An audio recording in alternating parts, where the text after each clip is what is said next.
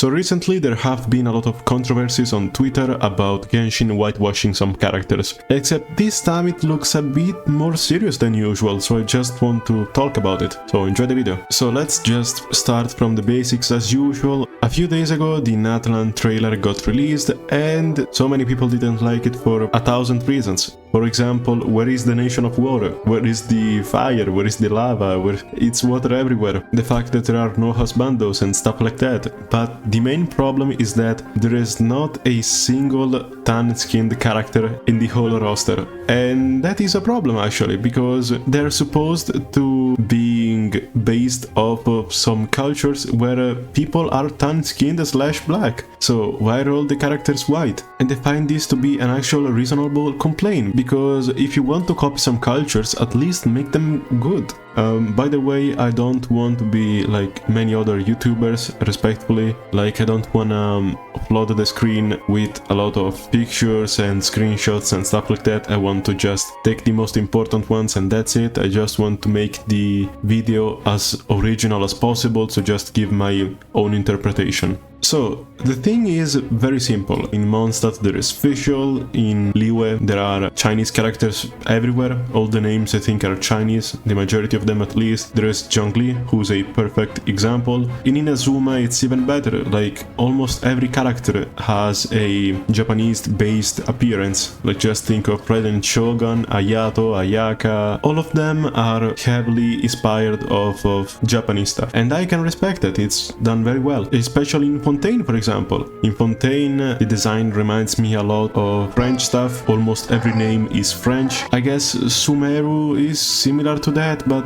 that's already starting to get a bit different, though there still are some characters that are tan-skinned. Setos is tan-skinned and he looks amazing, and there is Sino and Candice. But the thing that annoys me the most is the fact that many of these Natlan characters are based off of deities that were actually praised. For example, take Olorun. Olorun is supposed to be a deity, and as you can see, he looks pretty black to me.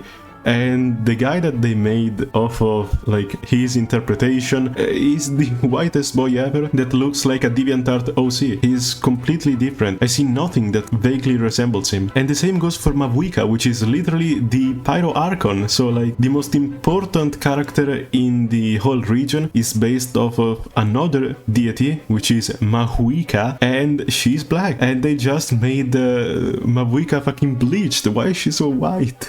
Like, I don't wanna sound like a fucking idiot by covering every single character and going like, oh my god, they're so white, but I genuinely think that this is a problem. It's just disrespectful, because maybe don't base them off of cultures from all around the world and don't make them as like unrecognizable as possible, because where is that culture in any one of these characters? Like genuinely, I think the only one is the Shark Girl, because she's supposed to be from like the Hawaii, I guess, and apart from that I see no other characters even resembling their own cultures. Like Mavuika is dressed like a fucking biker. Where is the culture in that? And I mean, they could have just added some tan-skinned characters. Even something like Candice or Sino would have been pretty good for me. It's pretty good, because at least it's tan-skinned. It's not like pure white. It's better like that. And also, almost every tan-skinned character in Genshin looks amazing. Every single one of them, almost. Like, apart from Xingyan, which I hate because she's so useless, Kaya looks amazing. There is also Sino who looks amazing. Candice is gorgeous. I love Candice also because I'm a Yu-Gi-Oh player and she has the Millennium Eye. It's very cool, the Yu-Gi-Oh cameo. So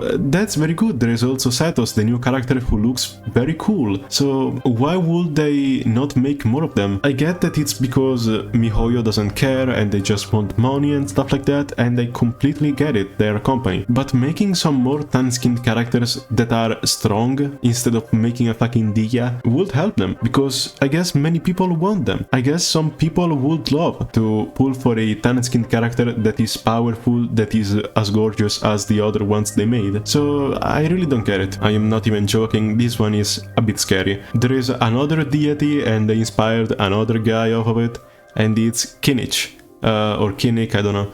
Kinich is the white boy, very white boy, who has the like pixel dragon flying around him, and he's based off of Kinijahao, another black deity. And this guy just went to Google and he's already appearing. In a few weeks, when you search Kinij, you won't even see the god, you will just see the white boy that is just hiding a culture. I don't wanna exaggerate, but this is an actual problem. You're fucking hiding one of their, even if they're not praised, it's still culture. Like they're just hiding culture. It's not good, it's terrifying. So yeah, at this point they're just slapping some god names on characters that aren't even remotely black. The only two characters that are slightly black are the little kid that got teased in like 4 years ago, and the shark girl, who it's vaguely black. It's not even black, it's not even tan-skinned, it's nothing. It's really bad to see this, and I already know that MiHoYo won't do anything about it. How could they fix this? It's simple, just release more tan-skinned characters, because I guess you don't like to release black characters, but they could just make some tan-skinned characters that are strong, that are like Dia, which is perfect under every aspect except the most important one, which is the gameplay. They made Dia an amazing character, an amazing voice actress, and a terrible kid. Same goes for Kaya, same goes for Candice. So why would they do it? I don't know. Like, I don't think it's racism, I think they just don't care. But they could simply leave the god's name alone, just make characters that are more inherent to their cultures, and that's it. I guess people would like them more. Like, you're just making controversies. No, I don't think yapping about this would help in any way. I'm just stating my facts, I'm just stating what I think it's true, and you can take it as you want. But really, it's a pretty shitty situation. I just wanted you to know about my thoughts about this. And one last thing I want to talk about is Wuthering Waves, because Wuthering Waves grew exponentially since it got released, and many people from Genshin are starting to go there because it apparently just likes its player base. It wants them to be happy, it gives them free wishes, it's a bit more fun to play, the combat is more engaging, and all of that stuff. So while there are so many people that are starting to bounce from Genshin to Wuthering Waves, is it a good idea to start making some very important controversies to just give people hate fuel and stuff like that? Is it that what you wanted? And it's not even about the black characters anymore. Is it like, are you sure you want to make the supposedly nation of war a peaceful place now, and like ruin the expectation of so many people, and do this while there is the strongest competitor you have ever seen? I don't know if you should do that. I really don't know. So what I think will happen is that even more people will start bouncing from Genshin to Wuthering Waves. Now, I don't think Genshin will die.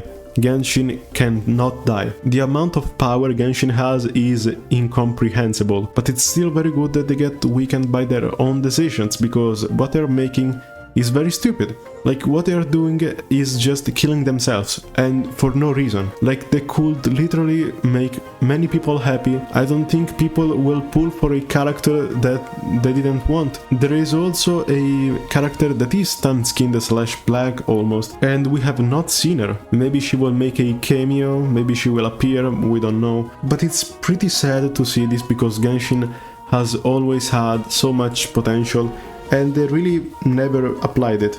So they're just going for the easiest way to make money, and to me they could have made even more money by just satisfying their community. But I mean, if they keep doing it, I guess it's because it's worth it for them. So that's it for the video. I must say that these videos take a bit less time than the normal guides, because I don't have to spend a lot of time looking up stats and artifacts and weapons and stuff like that. But it's also true that recently I don't have much free time, so I try to make some videos while spending less time making them. So if you want to be updated with more guides and Twitter drama, then just subscribe, because it would really help the channel, as for now I have like little to no subscribers, and it would really help. So that's it for the video. See ya.